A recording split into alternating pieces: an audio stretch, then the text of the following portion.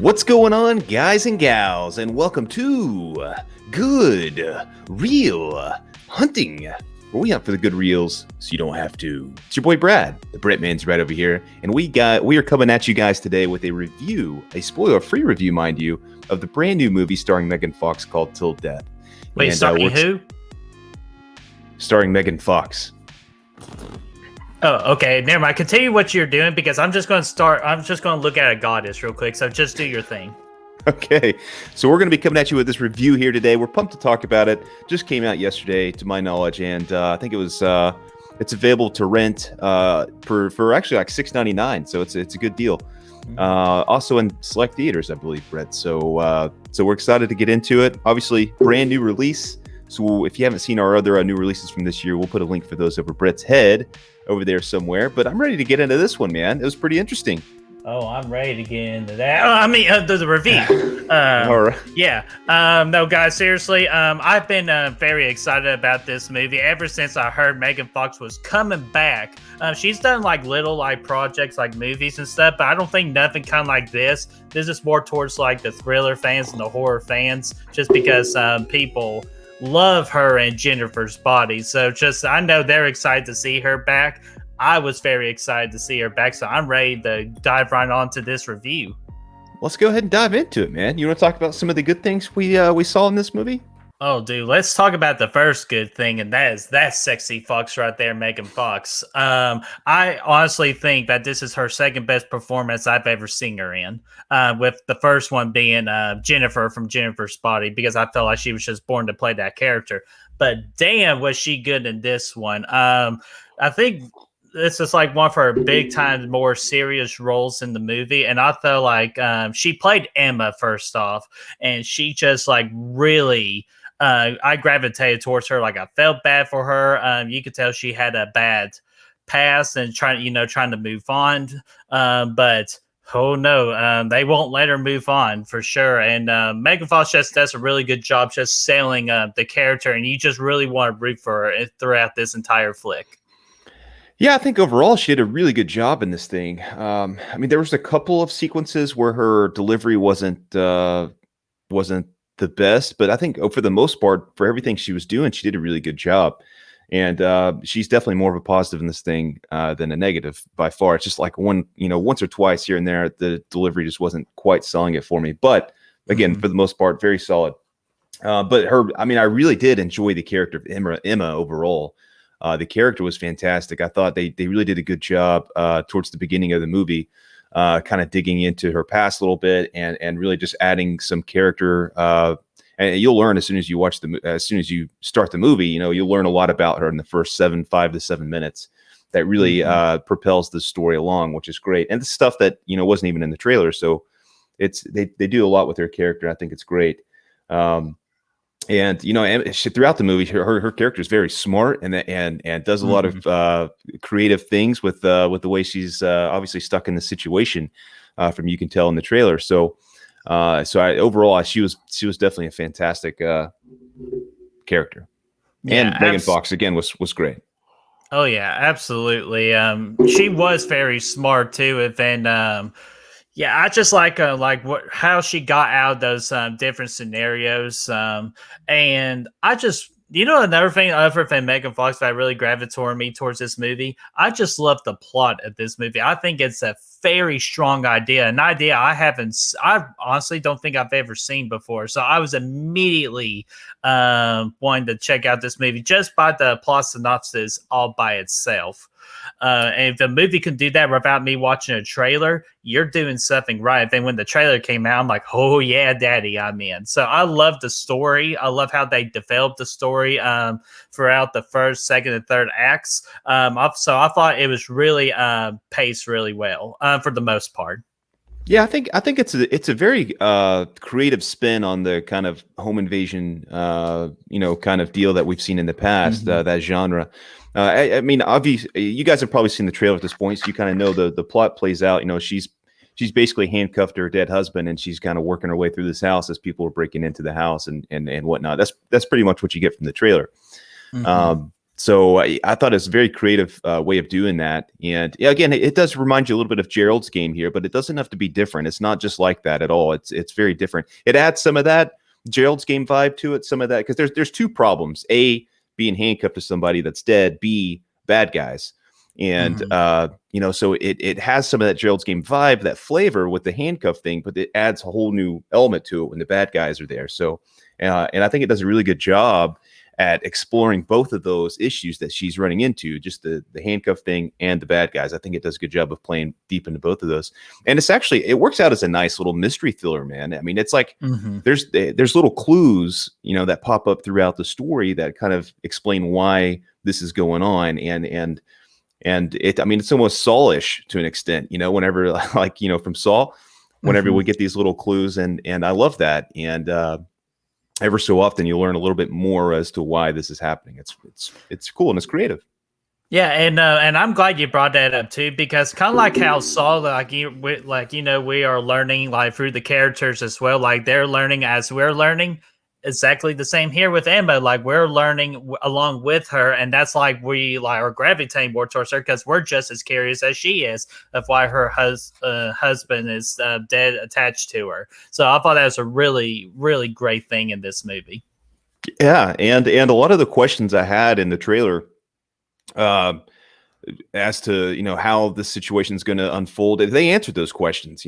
Like why is she running around with this? Yeah, I mean, you've seen it, but I thought one other pretty solid positive was that of Mr. Jack Roth, him coming in as one of the bad guys in here. And from the first time I saw him, he reminded me so much of Tim Roth, his dad from Reservoir Dogs. Like the first time he pops on, he just looks like he's in over his head, and he's just, I mean, like he did a good job. He did a really good job, and really reminded me of that.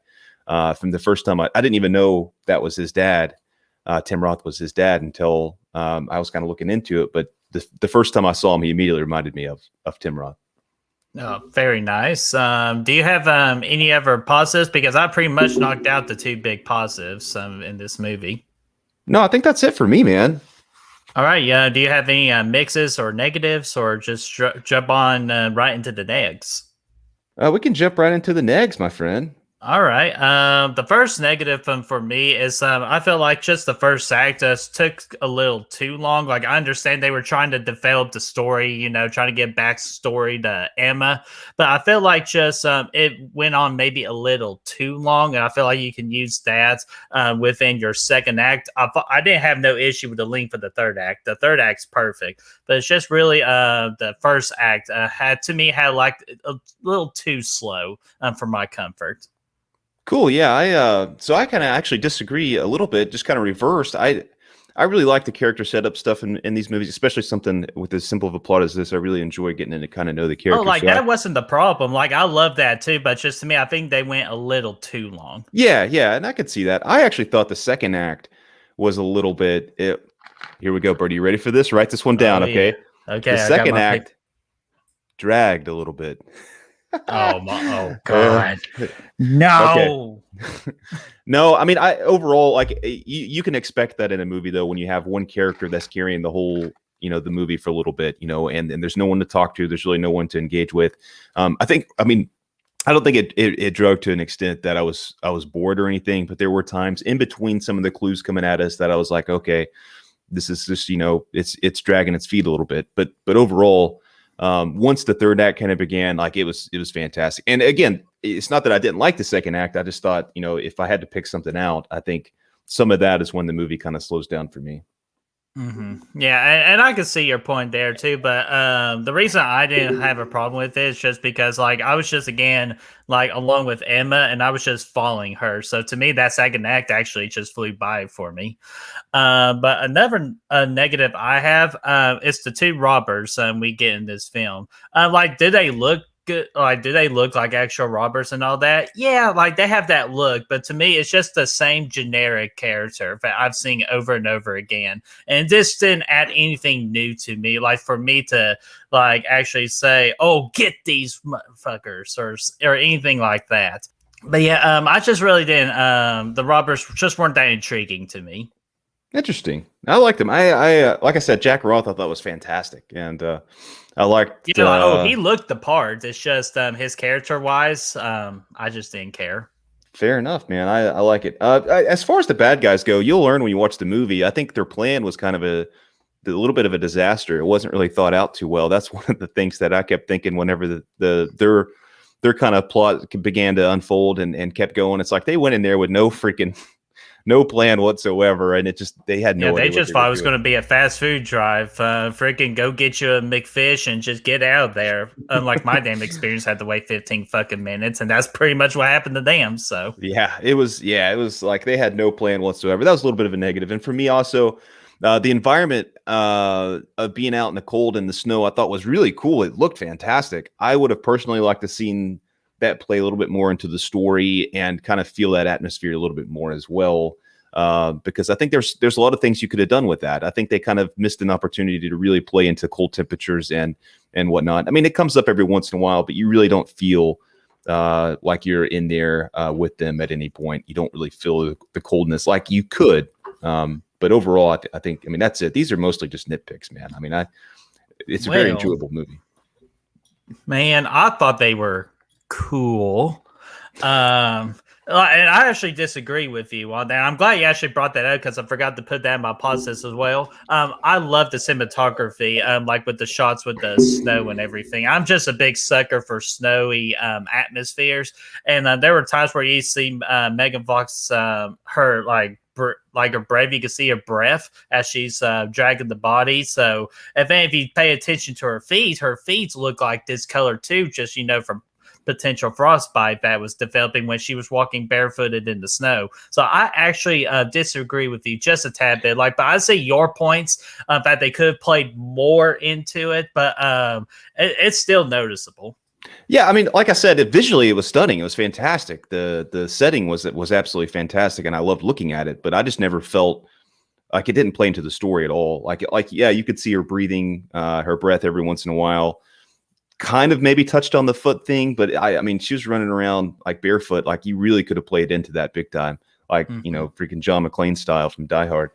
I mean, yeah, but to me, I just feel like that was an opportunity to add just another a little bit more complexity to her situation, and they just didn't do as much as I would have chose to do.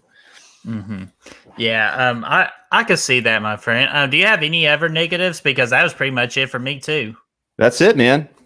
All right, let's go ahead and rate this bad boy. I'm going to give this a 4.25 out of 5. This one blew my expectations out of the water, literally because they were on a lake. But Megan Fox was fantastic. I loved the story. I was heavily invested into it throughout the whole hour and 28 minutes. Perfect length for the movie too. Good time with it. 4.25 out of 5. Yeah, I'm going to give it I'm going to go with I'll go with a 3.5 here.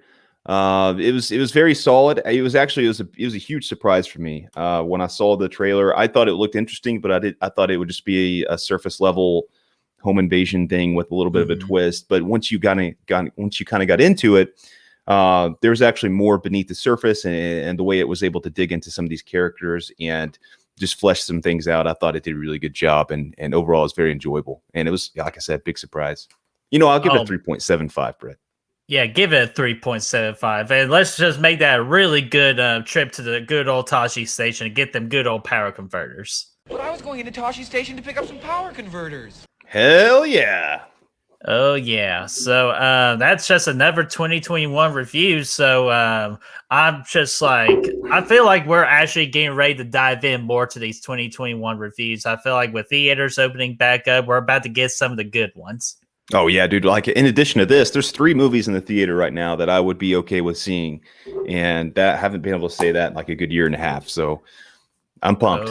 Oh, yeah. So be sure to tune into our channel for more great content. So, guys, what did you all think about Till Death with our girl Megan Fox? Did you really enjoy this movie and enjoyed her performance? Or do you have some concerns about the movie? Or you just don't like it, which is okay if you don't? Let us know in that comment section down below, and let's get that discussion rolling. And if you want to find the good reels, you can do so by finding us on Facebook, Instagram, Twitter, Letterboxd, TikTok, Snapchat, Spotify, and Apple Podcasts. Those links are in the description for you to find down below. Abso-freaking-lutely. And be sure to like this video, share, and subscribe, because now we're on that official climb to 400 subs, and we would appreciate your support. And of course, ring that bell, ding, ding, ding, so you know when the next video is up and running. We will. See you guys soon. See you guys.